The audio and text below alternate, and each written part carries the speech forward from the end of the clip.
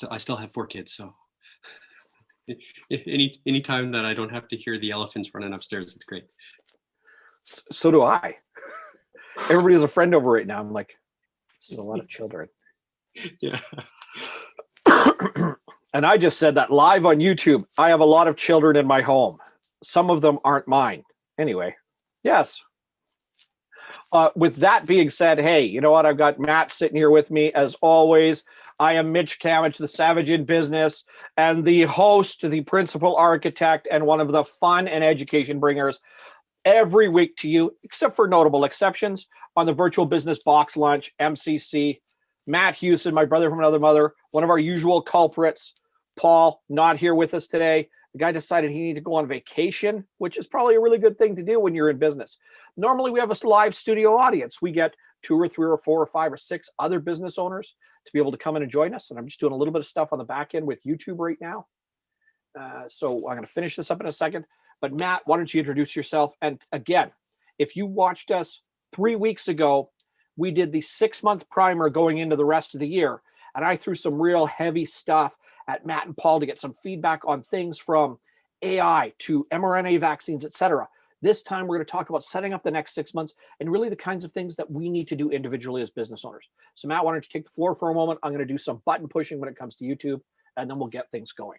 Absolutely. Thanks, Mitch. So many of you will know Matt Houston. I'm a coach and a strategist. I love to be able to work with small business owners to help them save some money. And something that I've learned in great detail, and thank you, Mitch, for this, is that so many people nowadays are searching online, in books, in some sort of resource to, everyone's focused on getting this right. And I can appreciate that. I think definitely, internal mental health and wellness is key. But what I've tried in the past and failed at is I can sit there and meditate and quiet, and I can breathe, and I can do this and I can do that. But I'm always thinking about work. So, my goal right now is to let's get the work right and get that done first. And at that point, you're going to free up some of this mind space that people are needing in order to do the things that we should be doing, which is getting us right too. So Mitch, I appreciate that. Something that was a takeaway for me months ago when you mentioned that. And that was kind of the key priority for you and how you've become that savage in business. And it's something that I've aligned with and start to communicate with any of my clients on a day-to-day. Let's get the business right so that you can afford the time, the energy, the resource in order to go out and get the life right. Mm-hmm. Absolutely. So one more little task to do while we're here, and we're going to dive right in. But I'm going to, unlike sandbagging these people like I normally do, once again, it's just Matt and I today. Everybody else can join, follow along live on YouTube, et cetera, all that other stuff. Please feel free to drop comments as well. And then that way we're going to know that you're following along. You got questions and comments, et cetera. Happy to do so. But otherwise, got to make it real simple. We're talking about a 6-month review, 6 months in advance. And in fact, what I just finished putting up for the video details is this is your 6-month review, 6 months in advance. In other words, we talked about what the trends are going through 2021 into 2022 and beyond, development in technology, business, finance, biomedicine, et cetera. We covered a lot of ground, but how it pertains to the small to medium business owner. Right now, what I want us to do is look forward 6 months. The things that we got to focus on for the next 6 months. What do we expect of the environment? Of course, we have a local view because we have our own local environment, socially, politically, and economically. But past that, these trends tend to play the same across North America. They tend to play the same in Australia, in the UK, in Europe, et cetera, because we have a fairly similar business environment to what we've got there.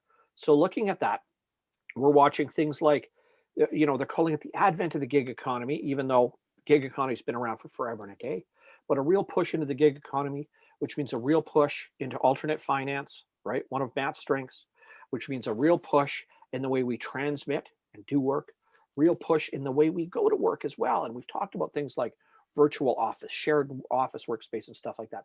So Matt, when I just launched those basic premises or ideas, and we look at the next 6 months going forward, what does that make you think first? And more importantly, those areas that your brain goes, that one right there is it. So let's start to fill in our audience on what we think is going to be the coming trends next 6 months. So at Christmas, they turn back and go, man, you guys are great. Look at what you did. Or they're gonna be like, boo, you suck. But either way, let's take it and move it forward 6 months. What should people be watching for? Absolutely. So I agree wholeheartedly about the gig economy.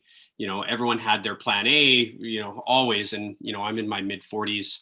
I still subscribe to go to school, get good grades, go to work. Now, that said, plan A's have quit other people. So now you need to say, hey, what do I need to do? And eggs in one basket is not necessarily the key move forward aspect for many business owners. Now, they're going to have to diversify in some way, personally, professionally. So yes, the gig economy, I live it, I love it. And I think that we are the last generation to look at these side hustles as side hustles rather than qualified income. And I'm looking forward to that. I also agree with the co-work space or the virtual office. You know, like I, in the past, used to drive, and I've shared this quite a bit this week, I used to drive close to 30 hours a week. Well, if you look at driving to work, you know, getting to your clients, well, that's outside of the 40 to 45, 50 hours a week that you actually are working, right? So if you look at that as a time savings measure, I'm thoroughly encouraged to just kind of stay here and park here. I love getting in front of people. You know, I've shaken hands for the first time in 16 months. And it's now just that awkward conversation first as you're, you know, reintroducing yourself into the real world. I'm like, hey, are you okay with a handshake? Yeah, okay, great. And it's happening. So it's just one more question that you kind of have to add into that, you know, interaction and engagement. But I'm looking forward to seeing people back into an office space, whether or not that is your true brick and mortar or co-work, you know, and I think those will become quite prolific. You know, once they kind of identify what the new version of sanitization and things like that, I think a co-work space is going to be exactly what people are going to be looking for, because we can work from home. We have been, and we can be productive and efficient with it, right? So those three items for me, I think, are, you know, some takeaways for myself and my business partners, and you know, part of the community. And it's also something that I look forward to seeing how it evolves, because there's an app for that, right? We've chatted about this a little bit this week. You can find an app for absolutely anything. So you can do almost everything remotely, right? Now, you know, part of what we've chatted about now is that people are always in the student mindset, which is, oh, I'm sure there's an app for that, but there might be a better app for that. And they're always kind of searching and doing homework on something better, but they're not utilizing the tool that they already have in their toolbox, right? So I'm curious to see how that evolves as well, where people just say, okay, here's the path, here's the lane I'm in, let's just go with it. Yeah, absolutely. So when we look at that for a moment, and we want to talk about why this is so important and really relevant to everybody that's here, an awful lot of businesses went through a massive form of disruption in the last 16 months. Now, we're going to say this really quickly. It's not COVID's fault. It is not. You know, one of the things that I must do on a regular basis when I engage with people, Matt does it as well, Paul does it as well, and we know an awful lot of incredibly smart people. We are subject to the mercy of studying and looking at trends, listening to economists, social thought leaders, looking at the political landscape, trying to understand some tax code, even though we're not accountants, doing all those other things so that we can make informed decisions and help people make those kinds of things. When we look before the pandemic started, and we're going back to the fall of 2019, summer of 2019 as well, we were looking at key indicators and feedback from some of the smartest people when it comes to this. In fact, some of them have been right so often that, you know, if it was 400 years ago, they'd be burned at the stake as witches for being able to predict what's going to happen next. Economically, the economic disruption that we have and has occurred in the last 16 months since COVID started for us in North America in the middle of March only accelerated the start date for what we're living through right now.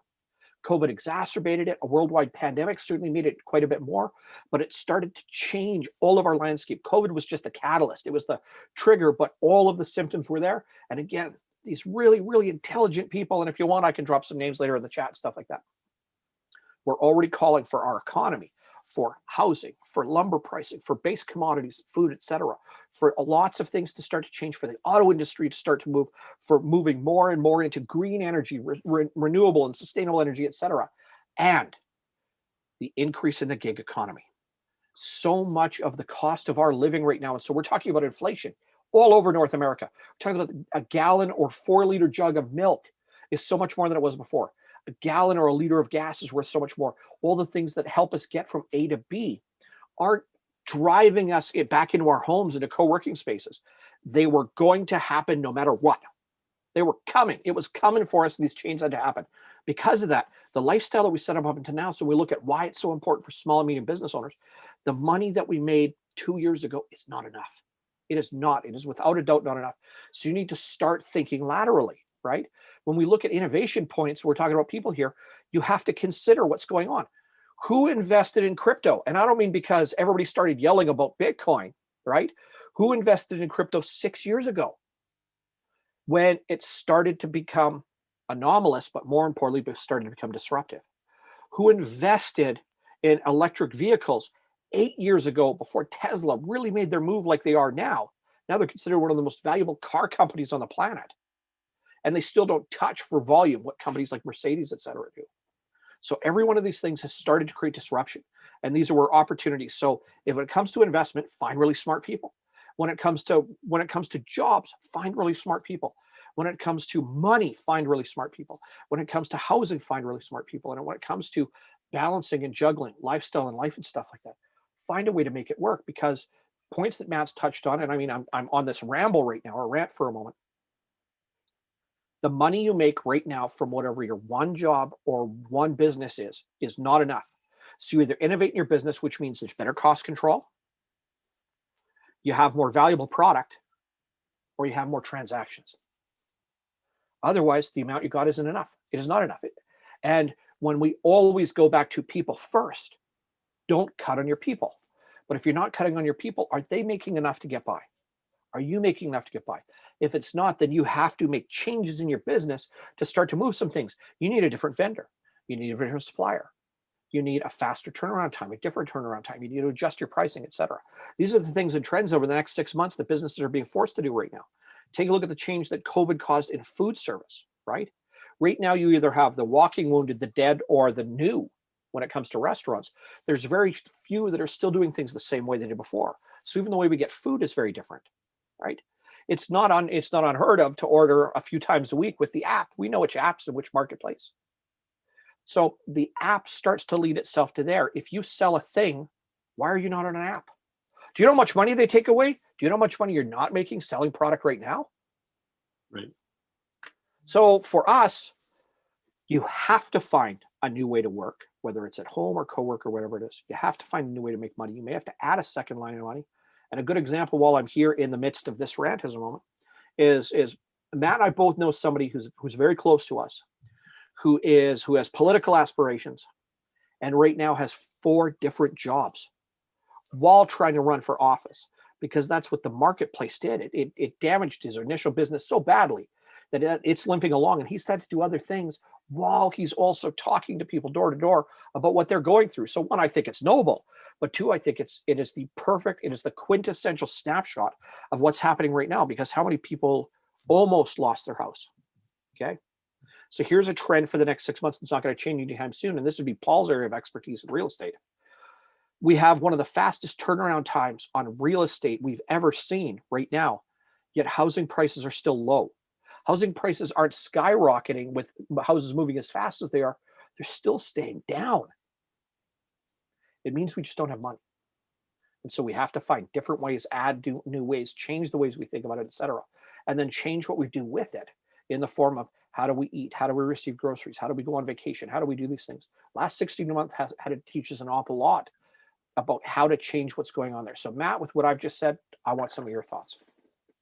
Well, I would say this: the chaos creates opportunity. Those that are successful and kind of leveling up right now may not have necessarily added or diversified within their business, but they're doing it in different ways. So the transaction looks differently, right? And again, whether or not it's app or e-commerce based, many of us, all of us really had to go there. And I am a subscriber to all of those food service. I click and order for my groceries. And although it's no longer a necessity, I found that it creates efficiencies, right? So like I ordered this morning, I go pick up in 30 minutes and it takes me 2.5. And what I've also found, and more importantly, is that I don't overspend. So all of a sudden my budget is my budget, right? I think we've all been guilty of going into a grocery store and they always say, just do the outside 4 walls. And then you do absolutely every single chip aisle that you can, right? Well, we've found that it's been a great deal of a benefit for myself, for my family. But that's something that, further to the business side of it, they, Save on Foods loves it because now they don't have to worry about as many tills being open. It's just that person running back and forth and being a SKU taker or an inventory taker. And And yeah, there are some restaurants out there that have had to re-identify, and we chatted about this months back, with their menu and their menu items, because they have to be able to travel well, right? So gone are the days of restaurants offering these huge plates of nachos because they don't travel well. And I know that there were some concepts here that were like, no, we're always going to offer nachos, but it was a make at home, right? It was like, yeah, we'll give you all the ingredients, but you have to do that. So again, it's just new and different ways to think about it. And they've forced the consumer's hand. If I wanted to have that plate of nachos, guess what? That's the way I was going to get it. So, and now it's just something moving us in this post-pandemic, vaccinated, whatever you want to call this new world, is it's realistically, it's not as busy as what people thought. I think many of us would have thought the floodgates would have opened and July 1st happened here and everyone was at 120%. It's not the case. We're 2.5 weeks into it. And, there's space, there's capacity. So now they're going, okay, how do we level up? And I'm curious to see what the narrative and what that conversation is for some of these, walking wounded, like you mentioned. And that's not just food and beverage. That's many, retailers right now. I know some in the large retail outlet that we have here in the West End of Edmonton, they still have quite a bit of their summer inventory. Well, it's easily fall stuff that's coming in, right? But it's now we've shifted the seasons a bit with retail because trying to get parts and supply right now is 6 to 12 weeks late. So I'm still shopping for summer in summer, where typically in years past it would already be fall into winter, right? So that's just, again, part of our buying habits being kind of forced to change because it's just there's nothing else there, right? You mentioned car dealerships. It's every new car dealership is a used car dealership right now because they just simply can't get inventory. And it's the luxury ones that are those brands that are having the hardest challenge, because if you were a European based car manufacturer, they closed down for far longer than the North Americans one did, right? So if you want to grab a Porsche right now, you can't. So again, it's just one of those things where I'm curious to see how this develops over the course of the next even 100 days, to see where inventory and that buying habit is changed or adjusted. That's really important to hear, because as you're talking, I'm talking about instances we're living through right now, which means when we adjust, we have to adjust our buying habit too. It doesn't mean being frivolous with money, but it means understanding what your real importances are. So some things you said there that I get to watch empirically every day. I have HVAC and plumbing clients. Well, every one of the suppliers in our regional marketplace is out of ACs. Mm-hmm. We've had one of the hottest summers we've had in a long time. It continues to stay really hot. They've run out of ACs. And now they ran out of ACs in the middle of a big one. Vendors, partners, HVAC companies keep getting request after request after request. And I just had a client that I spoke to 2 nights ago that said, everybody is out. We got a hold of our supplier. They said a shipment's coming in and all of those units are spoken for already. So when you're going to make decisions, why I bring that one up is because that's near and dear to my heart.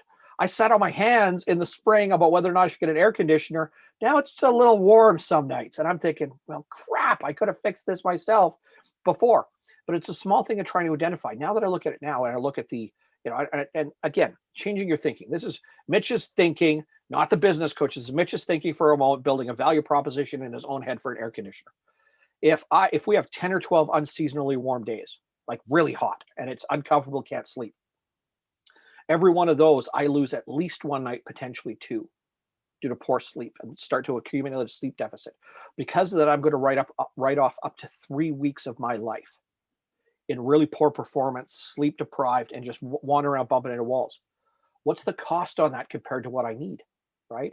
And so I can either justify or not justify spending on an air conditioner. We take that, we look at something like food service as an example.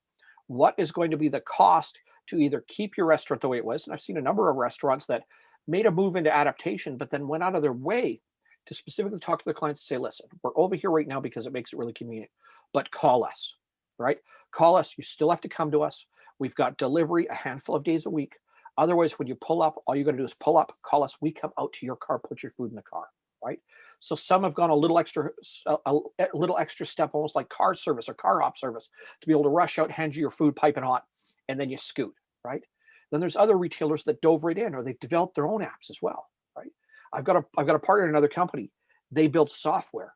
They built a food delivery app specifically to compete with some of the biggest names on here because their cost to deliver and cost to operate now, because we know so much about how they work, is so much lower that they can take it to smaller food retailers, and they feel it's a luxury compared to the bigger ones to be able to operate with.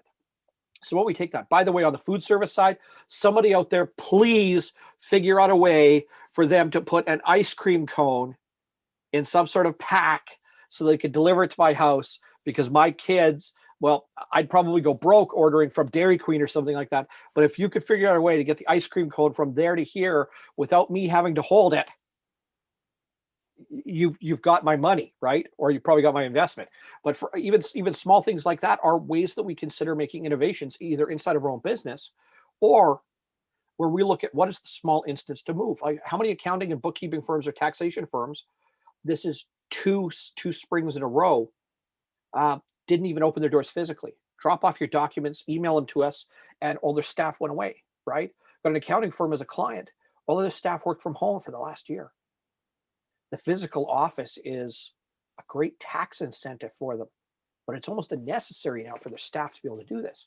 So when we're doing these things, we need to look at the things that are getting in the way with how adaptation or how the market's asking us to change, and then do something different. Or do you like having 4 jobs, right? I mean, maybe you do, and that's okay too. We're going to be a little short with you guys here today, so I want to capture some final thoughts out of Matt, because we talk about the 6-month in review. So here's the stuff you're going, Mitch, what did you guys really say today? Real estate is going to stay volatile for a while. It absolutely is going to do. So it's never been a better time to buy a house, but it's also been never a riskier time to buy property as well. So you have to be really conscientious. You have to do an awful lot of research. Do you hear what I'm saying right now? When you look to invest money, you have to spend a great deal of time and energy, because an awful lot of people don't have an awful lot right now. It is a good time to invest, but the risk has never been higher because the volatility in the marketplace is there. When you look at places like cryptocurrency, changes in the auto industry, technology, biomedicine, advances with mRNA vaccines, changes to shared and co-working spaces, which in our marketplace seems like some sort of whimsy and fantasy, and is kind of, strangely hidden away, parked away in back alleys and darkened buildings, is the way of life in many larger metropolitan areas in North America and around the world. This is not uncommon. It's something that is really easy to find in Pan Asia and in the US and other places like that as well. So these things mean that other people are already ahead of us. From a social and business cultural development standpoint, Pan Asia is many, many years ahead of us, where there have been massive co-working spaces, many stories worth of building, with restaurants, breakout meeting rooms, and people that all meet and collect together in one spot. Meetings happen all over the place. There's no shame, and there's anonymity in the collective, because nobody the next table over even cares what you're talking about. They're trying to get their own thing to work. But resources are shared, and they're plentiful in a hurry.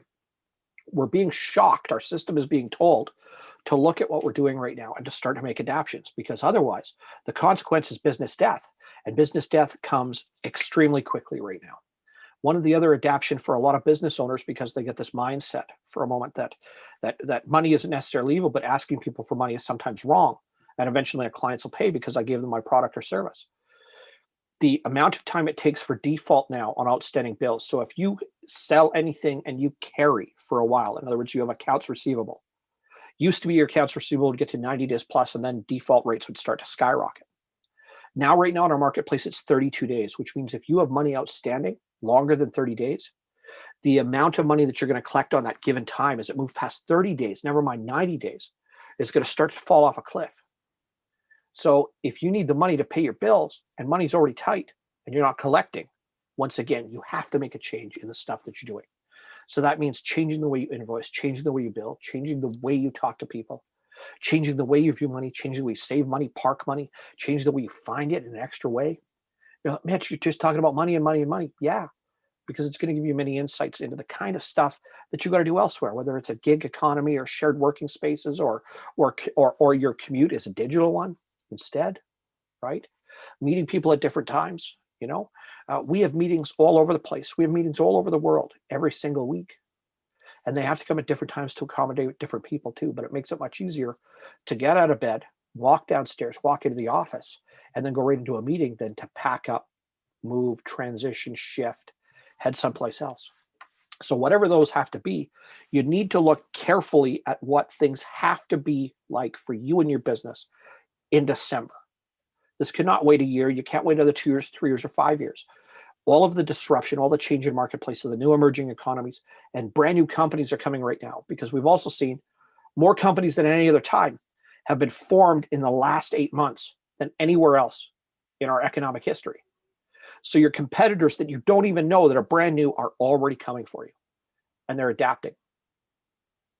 Matt, close us out. Final thoughts. I would say this.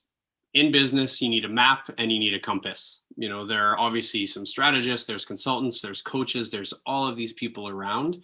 But without you making a move with those two tools, it doesn't really matter, right? So again, nothing's going to replace hard work.